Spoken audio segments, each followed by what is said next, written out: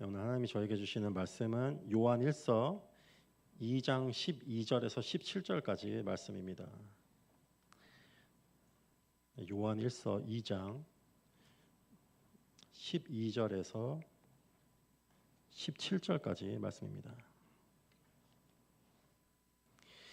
네, 찾으셨으면 한 절씩 교독하시겠습니다. 자녀들아, 내가 너희에게 쓰는 것은 너희 죄가 그의 이름으로 말미암아 사함을 받았음이요, 내가 너희에게 쓰는 것은 너희가 태초부터 계신 이를 알았음이요, 청년들아, 내가 너희에게 쓰는 것은 너희가 악한 자를 이기었음이라. 아이들아, 내가 너희에게 쓴 것은 너희가 아버지를 알았음이요, 아비들아, 내가 너희에게 쓴 것은 너희가 태초부터 계신 이를 알았음이요, 청년들아, 내가 너희에게 쓴 것은 너희가 강하고 하나님의 말씀이 너희 안에 거하시며 너희가 흉악한 자를 이기었음이라. 이 세상이나 세상에 있는 것들을 사랑하지 말라. 누구든지 세상을 사랑하며 아버지의 사랑이 그 안에 있지 아니하니, 이는 세상에 있는 모든 것이 육신의 정욕과 안목의 정욕과 이생의 자랑이니 다 아버지께로부터 온 것이 아니요 세상으로부터 온 것이라. 함께 읽겠습니다.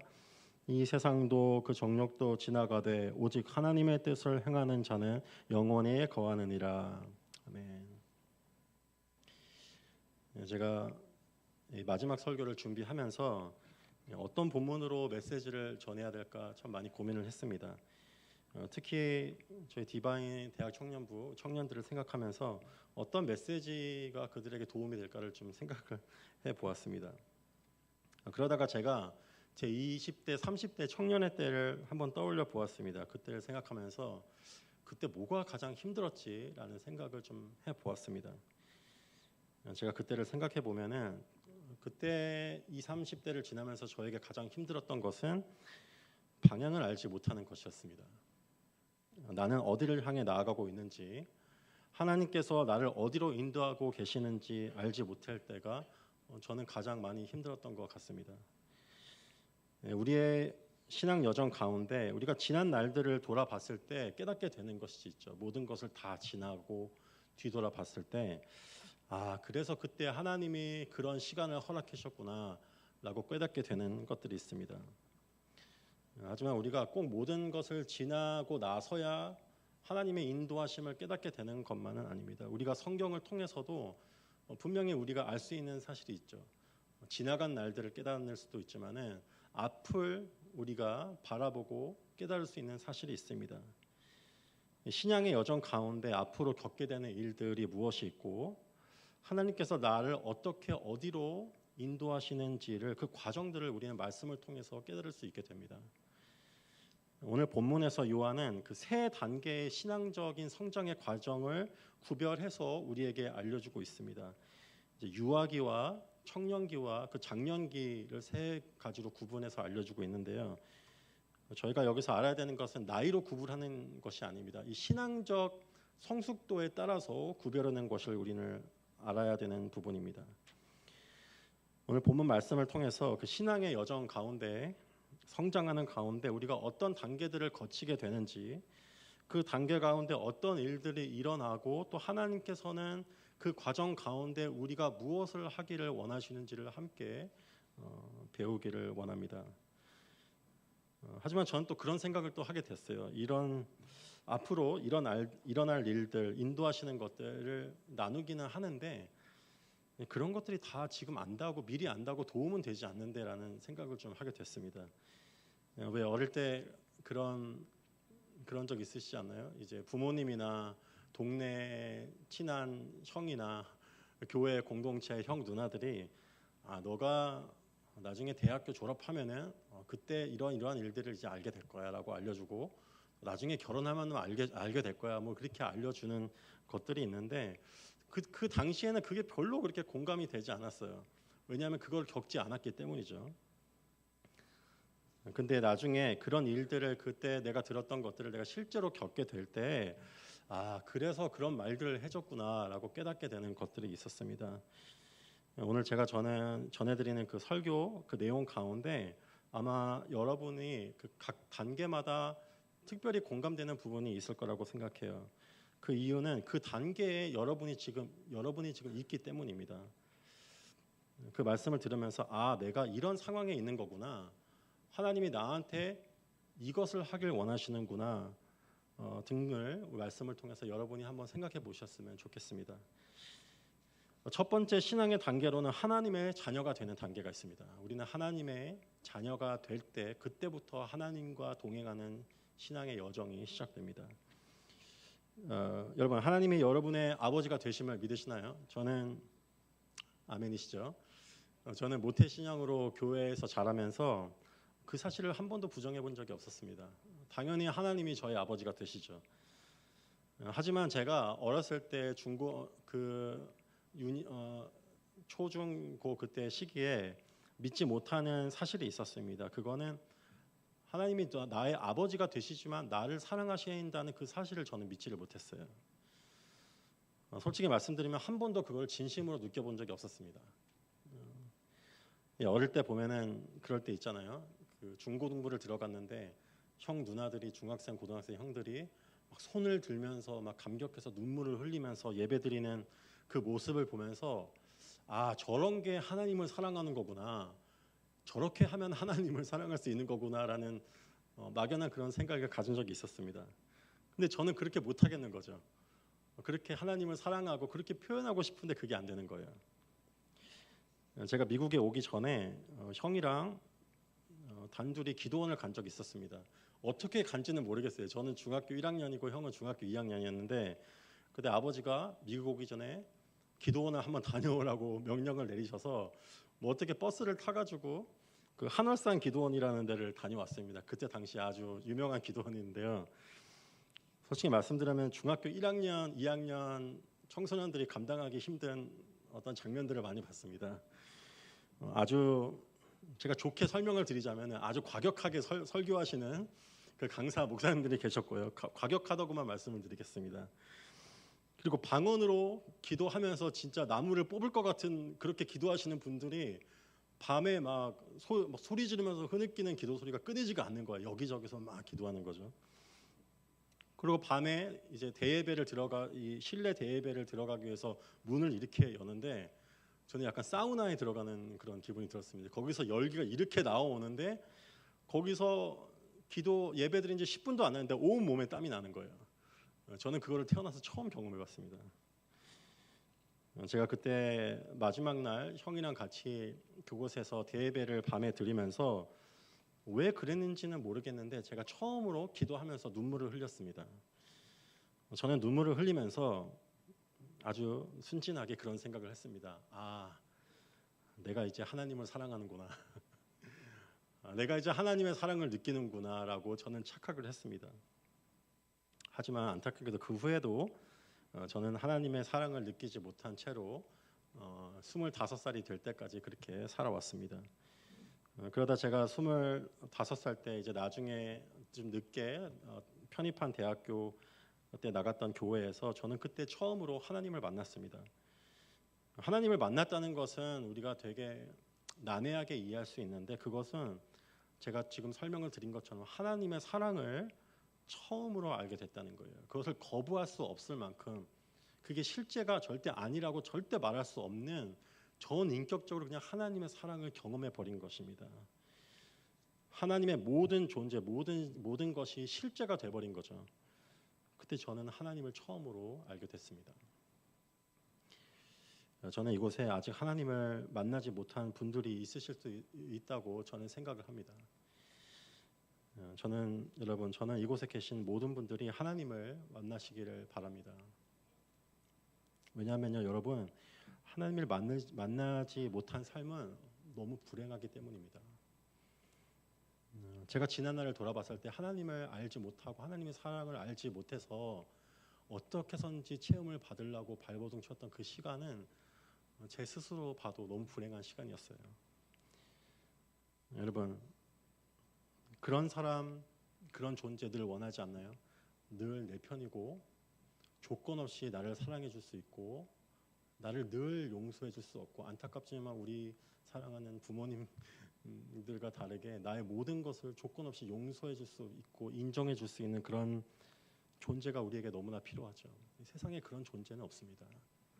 하나님만이 그러신 분일 수밖에 없다는 거죠. 그 한 분만이 계십니다. 그 한 분을 계시는데 그 한 분을 우리가 만나지 못한다면은 여러분 그것은 너무나 슬프고 불행한 일일 것입니다.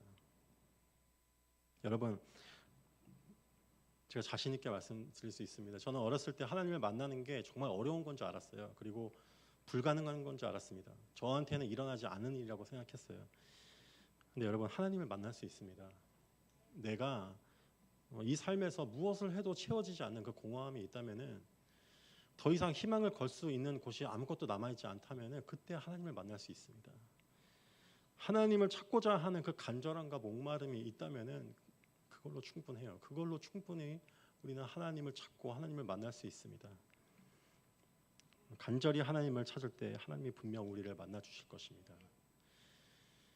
두 번째 신앙의 단계로는 청년기가 있습니다. 어린아이의 신앙에서 청년기의 신앙으로 가기 위해서는 우리는 거쳐야 하는 성장의 시기를 우리는 거쳐야만 합니다. 그 성장은 광야에서 이루어집니다. 편안할 때 이루어지지 않아요. 여러분 광야는 아무것도 없는 곳이죠. 내가 사랑하고 내가 의지하는 것들을 내가 정말 끝까지 붙잡고 싶어하는 것들을 하나님이 하나하나 없애주시는 곳, 그것이 광야입니다. 나의 자랑이 되는 모든 것들, 나의 외모, 스펙, 나의 모든 업적들, 내가 의지하던 사람들, 나의 재산 하나하나 주님께서 광야에서 사라지게 하십니다. 그때 여러분, 그때 우리는 우리 삶의 기로에 서게 됩니다. 그리고 질문을 하게 되죠. 하나님이 정말 나와 함께 하시는 것일까? 하나님이 정말 나의 삶을 책임지시는 분이고 지금 계속 인도하시는 분일까라는 질문을 하게 됩니다. 또 하나님이 나를 정말 사랑하는 게 맞는 것일까? 이런 하나님을, 이렇게 내 모든 것을 가져가시는 하나님을 따라가는 것이 내가 맞는 것인가라는 생각을 하게 됩니다. 하나님의 선하심에 대해서 의심을 하게 되는 것이죠. 여러분 이런 생각을 우리 스스로 하는 것 같지만 그렇지 않습니다. 이 모든 것들은 사단이 우리로 하여금 갖게 만드는 그런 생각들입니다. 오늘 본문 말씀 13절에 이렇게 얘기하고 있습니다. 청년들아 내가 너희에게 쓰는 것은 너희가 악한 자를 이기었음이라. 여러분 악한 자를 이기었다는 것이 무슨 뜻인가? 여기서 말하는 악한 자는 사단을 얘기하고 있는 거죠. 사단은 계속해서 우리를 이기려고 계속 노력을 하고 공격을 하고 있습니다. 어린아이의 신앙에서 청년기의 신앙으로 성장하기 위해서는 여러분 사단의 거짓된 그 유혹과 그 거짓을 우리는 이겨내야만 합니다. 그것을 이겨내지 못하고서는 절대 청년기로 우리는 성장해 나갈 수 없는 것이죠. 여러분 광야에서도 아무 희망이 보이지 않는 곳에서도 우리는 하나님을 믿고 신뢰할 수 있어야만 합니다. 그렇다면 어떻게 사단의 유혹과 거짓을 이겨낼 수 있을까요? 우리 힘으로는 그것을 절대로 할 수 없습니다. 14절에 이렇게 말하고 있죠. 청년들아 내가 너희에게 쓴 것은 너희가 강하고 하나님의 말씀이 너희 안에 거하시며 너희가 흉악한 자를 이기었음이라 라고 말하고 있습니다. 여러분 사단의 거짓과 사단의 유혹을 이겨내기 위해서는 말씀이 내 안에 거해야만 합니다. 내 머릿속에만 있는 것이 아니라 내 마음 깊은 곳에 새겨 넣어지는 그 일이 일어나야지만 우리는 사단을 이겨낼 수 있습니다. 하나님이 광야 가운데 내가 붙잡으려 했던 것을 하나하나 사라지게 하실 때 그때 말씀 안에서 이 시간에 하나님이 무슨 일을 하시는 것인지를 우리는 그 뜻을 발견해 놔야만 합니다. 우리가 말씀 안에 들어가지 않고 아무리 우리의 생각으로 왜 이런 일이 일어나는 거지라고 생각해 봐도 우린 답을 절대 찾아낼 수가 없습니다. 모든 것이 막힌 상황에서 여러분은 어디서 답을 찾고 계신가요? 말씀에 들어가서 하나님의 뜻을 발견하지 않은 채로 하나님의 뜻은 여기 없는 것 같아 라고 생각한다면 우리는 아무것도 해보지 않은 것입니다. 사단을 이겨낼 노력조차도 안 하고 그냥 모든 것을 내려놓고 나는 이제 지겠습니다 라고 선택을 하는 것이죠. 하나님은 그것을 우리에게 원하시지 않습니다. 우리는 그때 말씀 안으로 더욱 적극적으로 들어가야만 합니다. 말씀 안에서 정말 치열하게 여러분 제가 정말 치열하게 하나님의 뜻을 붙잡기 위해서 그 안에서 씨름을 해야 됩니다. 말씀을 펼쳐놓고 하나님의 뜻이 어디 있지라고 생각하고 그냥 덮어놓을 수 없어요. 나에게 말씀하실 때까지 기도로 정말 몸부림치면서 나의 모든 생각과 감정을 쏟아놓으면서 하나님 나에게 말씀해 주세요라고 붙잡고 씨름해야지 그 끝에서 하나님이 나에게 세밀한 음성을 들려주시는 그것을 우리는 경험할 수가 있는 것이죠. 그것이 사단의 거짓을 이겨낼 수 있는 유일한 방법입니다. 그런 간절함으로 말씀 안에서 씨름할 때 우리는 하나님의 깨달음 그것뿐만이 아니라 그 깨달음 가운데서 하나님이 주시는 그 세밀한 하나님의 음성을 듣게 됩니다. 아직도 나와 함께 계시다는 그 하나님의 음성, 아직도 내가 너희를 포기하지 않았다는 음성, 아직도 내가 너를 사랑하고 있다는 그 음성을 듣게 되는 것이죠. 그 음성을 들을 때만이 우리는 다시 한번 하나님의 선하심을 바라볼 수 있습니다. 사단이 아무리 우리에게 거짓말을 해도 하나님의 선하심이 어디 있느냐라고 우리에게 생각해 보라고 거짓으로 우리에게 유혹을 해도 말씀 가운데서 하나님의 말씀과 음성을 붙잡고 하나님은 선하시죠 라고 고백할 수 있는 것입니다. 그때 우리는 다시 하나님을 믿고 그 길을 따라 나설 수 있는 것입니다. 그 계속된 여정 가운데서 우리는 점차 신앙적 청년의 모습으로 성장해 나아갈 수 있습니다. 마지막으로 장성한 신앙의 단계가 있습니다. 오늘 본문 13절에 이렇게 이야기하고 있죠. 아비들아 내가 너희에게 쓰는 것은 너희가 태초부터 계신 이를 알았음이요.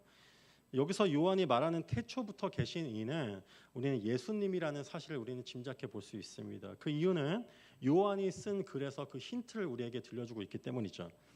요한복음 1장 1절에 이렇게 이야기하고 있습니다. 요한은 태초에 말씀이 계시니라. 이 말씀이 하나님과 함께 계셨으니. 요한 1서 1장 1절에 이렇게 말하고 있습니다. 태초부터 있는 생명의 말씀에 관하여는 우리가 들은 바요 눈으로 본 바요 자세히 보고 우리의 손으로 만진 바라. 결국 예수님에 대해서 말을 하고 있는 것이죠. 여러분 하나님과 동행하고 하나님 그 믿음 안에서 우리가 성장해 나면서 우리는 계속해서 열매를 맺히는 것을 경험하게 됩니다. 뿐만 아니라 그 가운데서 하나님과의 친밀한 인격적인 관계가 우리 안에 형성이 되게 되는 것이죠. 하지만 그럼에도 우리 안에 해결되지 않는 문제가 있습니다. 그것은 우리 죄의 문제입니다. 죄를 짓고 싶어하는 그 유혹에 넘어가는 죄를 사랑하는 그 문제가 우리 안에 사라지지 않는 것이죠. 계속 그 죄의 문제 앞에서 우리는 계속해서 넘어질 수밖에 없고 우리는 계속해서 절망하며 한탄할 수밖에 없습니다. 그럴 때 어찌할 바를 그 죄 앞에서 어찌할 바를 모르게 될 때 각자 취하게 되는 어떤 반응들이 있죠. 어떤 경우에는 머리로 이해할 때가 있습니다. 그렇지 예수님을 통해서 내 죄를 사해 주셨는데 내가 내 죄 때문에 이렇게 좌절하고 있는 것은 하나님의 뜻이 아니지라고 생각을 하는 사람들이 있습니다. 또 아무리 내가 이렇게 넘어진다 해도 나는 하나님 앞에서 기도하는 사람이고 말씀 보는 사람이고 섬기는 사람인데 이 죄의 문제가 크게 문제가 되지 않겠지라고 내 스스로 내 죄를 가리고 내가 모르는 그 방식으로 내 스스로 나도 보지 못하도록 죄를 묻어두는 경우도 있습니다. 또한 하나님의 두려워해서 그냥 숨어버리는 경우도 있습니다. 하나님이 다른 죄는 다 사해 주셔도 이 죄는 사해 주시지 않겠지라고 그 문제 때문에 결국 하나님을 떠나게 되는 결정을 내리는 사람도 있습니다. 마지막으로 내 힘으로 내 죄를 극복하려고 노력하는 사람들이 있습니다. 이것을 극복해내야만이 하나님을 나를 받아주시고 사랑해 주시겠지라고 평생을 죄와 싸워나가는 그 노력을 하는 사람이 있습니다. 안타깝지만 이런 노력 모두 하나님을 완전히 알지 못할 때 나타나는 반응일 것입니다. 예수 그리스도를 알지 못하기 때문에 나타나는 반응일 것입니다. 여러분 하나님을 완전히 알 수 있는 유일한 방법이 있습니다. 그 거룩하시고 위대하신 하나님을 유일하게 알 수 있는 방법은 바로 예수님을 아는 것입니다. 예수님을 알기 위해서는 우리는 복음을 정확히 알아야만 합니다. 혹시 이곳에 있는 분들 중에서 마음으로나마 내가 나는 복음을 알지라고 생각을 하신다면은 아직 복음을 정확히 모르고 있을 가능성이 아주 높습니다. 여러분 우리는 그 복음의 진리를 더 깊이 깊이 더 정확하게 깨달을 수 있습니다. 그때 우리는 하나님을 알게 되는 것이죠. 그 복음 가운데서, 복음을 정확하게 알아가는 가운데서 우리는 하나님을 알아가게 됩니다. 여러분, 하나님을 알게 된다는 것은 무슨 뜻일까요? 그것은 아마 완전히 하나가 되는 것일 것입니다. 하나님과 마음으로, 생각으로, 영으로 하나가 되는 것을 말하는 것일 것입니다. 둘이 하나가 되는 것이죠. 그 뜻은 더 이상 질문할 게 남아있지 않다는 뜻입니다. 더 이상 서로에게 가릴 것이 없어진다는 뜻입니다. 내 수치로 인해서 하나님을 떠나거나 내 수치를 가리지 않아도 된다는 뜻일 것입니다. 그리고 서로의 사랑에 대해서 더 이상 의심할 필요가 없어진다는 뜻일 것입니다. 그리고 하나님과 시간을 보내고 하나님을 누리고 싶은 그 마음이 우리 가운데 가득 차게 되는 것이죠. 그것 때문에 다른 것을 보고 다른 것을 할 시간이 없는 거예요. 더 이상 그것이 무의미해지는 것입니다. 그거 다른 것으로는 더 이상 채우고 싶은 마음이 들지 않는 것입니다. 그것이 아마 하나님을 완전히 아는 것일 것입니다. 여러분, 하나님은 우리를 인도해 주셔서 우리를 완전히 하나님을 아는 곳으로 인도해 주시길 원하십니다. 왜냐하면 하나님은 우리와 완전한 하나 되는 관계를 원하시기 때문입니다. 하나님을 완전히 아는 곳으로 나아가는 신앙적 성장을 이루는 과정 가운데 우리는 꼭 조심하고 기억해야 되는 사실이 있습니다. 오늘 본문 말씀 15절에 이렇게 말하고 있죠. 이 세상이나 세상에 있는 것들을 사랑하지 말라. 누구든지 세상을 사랑하면 아버지의 사랑이 그 안에 있지 아니하니. 여러분, 하나님의 선하심과 하나님의 그 사랑을 믿음으로 우리가 더 이상 보지 못할 때 우리는 하나님과 끝까지 동행할 수가 없습니다. 하나님의 선하심이 보이지 않을 때가 있죠. 그때는 내가 이 세상과 이 세상에 있는 것들을 사랑할 때입니다. 그것을 하나님보다 더 사랑할 때, 그때 하나님의 사랑을 더 이상 볼 수 없게 되는 거죠. 본문에서 그 세상에 속한 것들이 무엇인지를 우리에게 정확히 알려주고 있습니다. 첫째는 육신의 정욕이라고 말하고 있죠. 육체적, 본능적 욕구를 따르는 것입니다. 먹고 마시고 즐거움과 쾌락, 세상 사람들이 다 즐기는 그 즐거움과 쾌락을 누리는 것이 육신의 정욕입니다. 또 둘째로는 안목의 정욕입니다. 어려운 말이어서 영어를 제가 더했는데 영어로는 desires of the eyes라고 나와 있습니다. 눈에 다 좋아 보이는 것들, 내가 보게 됐을 때 정말 좋다, 정말 갖고 싶다라고 생각하는 그 것들이 안목의 정욕입니다. 예를 들자면 남들이 가지고 있는 것들, 나도 갖고 싶은 것들, 외모나 능력이나 재산이나 관계나 성공이나 그 모든 것들, 갖고 싶어 하는 것들, 그것이 아마 안목의 정욕일 것입니다. 마지막으로 이생의 자랑, pride of life가 있습니다. 자신의 그 사회적 위치와 자신이 성취하고 싶은 것들, 능력, 사람들에게 받고 싶어하는 인정과 칭찬들이 있습니다. 내가 우월감을 갖고 싶어하는 그 욕구를 갖는 것이죠. 이런 것들이 세상에 속한 것이라고 요한은 우리에게 알려주고 있습니다. 여러분, 이런 것들을 우리가 봤을 때 우리는 이런 것들을 아예 멀리할 수가 없습니다. 이런 것들을 내가 그냥 탐할 뿐만이 아니라 이런 것들을 사랑할 때가 있습니다.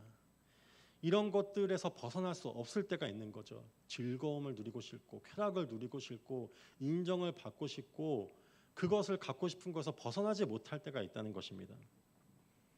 그것을 계속해서 묵상하고 그것을 나의 삶의 목표로 삼게 될 때 하나님의 사랑이 내 안에 온전히 거할 수 없다고 요한은 우리에게 들려주고 있습니다. 생각해 보세요, 여러분. 여러분이 정말 사랑하고 없으면 죽을 것 같은 것들 있죠. 그런 것들이 있는데 만약에 하나님이 그것을 여러분에게서 가져가신다고 한다면은 흔들어 놓으신다면은 여러분에게 그것을 허락해 주지 않으신다면은 그때 여러분 하나님을 사랑하고 계속해서 따르실 수 있나요? 그게 정말 실제 여러분의 삶에서 일어난다면 어떻게 반응하실 수 있나요? 아마 여기 있는 많은 사람들은 정말 그 일이 일어난다면은 아마 하나님의 뜻을 알려고 하지도 않을 것입니다. 그런 하나님이라면은 내가 그 하나님을 떠나고 만다라고 생각할 수 있는 것이죠. 또한 하나님을 알려고 해도 아무리 말씀을 봐도 여러분 내 안에 세상의 것들로 가득 차 있고 그것을 즐기는 것으로 가득 차 있고 또 그것으로 인해서 계속 염려하는 상황 가운데 계속해서 있다면은 아무리 말씀을 배우고 아무리 복음을 알려고 해도 그 안에서 하나님의 선하심을 우리는 맛볼 수 없는 것이에요. 왜냐하면 벌써 나의 그 미각이 테이스트 버드가 미각이 세상의 것들을 맛보고 즐기는데 벌써 익숙해졌기 때문에 하나님의 그 진리의 말씀을 음미하려고 해도 그것이 아무런 감각을 나에게 줄 수 없는 것이죠. 벌써 내가 맛보고 즐기고 있는 것이 내 안에 가득 차 있기 때문입니다. 여러분 때문에 우리가 하나님을 온전히 알기 위해서 복음 안에 있는 하나님의 영광을 우리가 보기 위해서는 세상의 것들을 버릴 수 있어야 합니다. 내가 절대 가지고자 하는 그것을 더 이상 묵상하지 않고 더 이상 생각하지 않고 나의 삶의 목표로 세우지 않겠노라 하는 그 결단이 우리에게 필요합니다. 내가 하나님의 사랑을 내가 맛보기 위해서 이 모든 것을 포기하겠습니다 라는 결단이 우리 안에 있어야만 하는 것이죠. 말씀을 정리하도록 하겠습니다. 여러분 세상 사람들은 자신 각자가 정한 인생의 여정의 길을 걸어 나갑니다. 이 세상에서 무언가를 이루기 위해서 무언가를 추구하기 위해서 무언가를 갖기 위해서 그 인생의 여정을 나아가고 살아가게 되는 것이죠. 하지만 우리는 그 모습과 다를 것입니다. 우리가 하나님의 자녀가 된 순간부터 우리의 인생의 여정은 세상의 그 모든 사람들이 걷는 인생의 여정과 같을 수 없습니다. 우리가 걸어야 하는 그 길이 따로 있는 것이죠. 그 길은 하나님을 알고 하나님을 믿고 하나님을 사랑하여서 온전히 하나 되는 그곳까지 이르는 그 여정이 우리가 걸어야 하는 그 길이고 여정일 것입니다. 때로는 고비가 있을 수 있습니다. 때로는 하나님의 선하심을 의심하고 이 신앙의 여정을 포기하고 싶을 때도 있죠. 하지만 그때 우리는 말씀과 기도를 붙잡고 다시 일어서야만 합니다.